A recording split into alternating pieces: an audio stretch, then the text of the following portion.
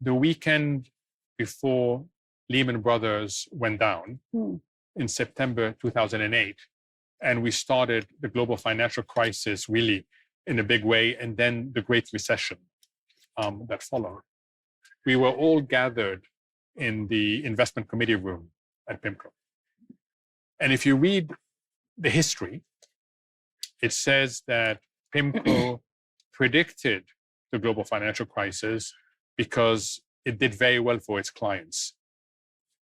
Here's the reality, and it's a reality that Bill Gross, the founder of PIMCO, and myself have been repeating, but somehow nobody wants to realize that we didn't predict it. We had 3 scenarios on the whiteboard. One, scenario A, was that Lehman would not fail. And the argument was very simple. In 6 months earlier, another investment bank, Bear Stearns, had been in the same position, and it got taken over by JP Morgan. And suddenly there was no longer a big risk to the system because a very strong bank took over a weak bank. And we knew that Lehman was in discussion with 2 other banks that weekend. The second scenario was that Lehman would fail, but fail in an orderly fashion. And the argument was simple. No policymaker would let Lehman fail in a disorderly fashion because they would undermine the payments and system. And if you undermine the payments and settlement system, you cause a heart attack to the economy. So no policymaker would ever take that risk. And the third was that Lehman would fail in a disorderly fashion. 15 people in the room. We asked all 15 to give different percentages to the 3 scenarios, and we added them all up and averaged them. Okay.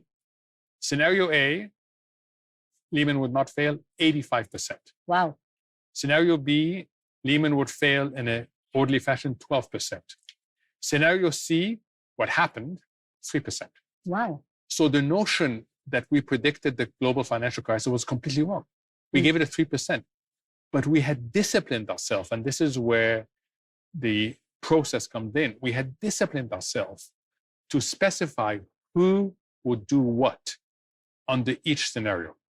So when Lehman failed in a disorderly fashion, we knew which lawyer we're going to move, how we're going to reestablish our swap positions, how we were going to inform clients. We had a whole plan that we put in place, even though we had given it 3% probability. And I think that's where the process prevailed on there. And it was a very important, because first mover advantage is huge in crises.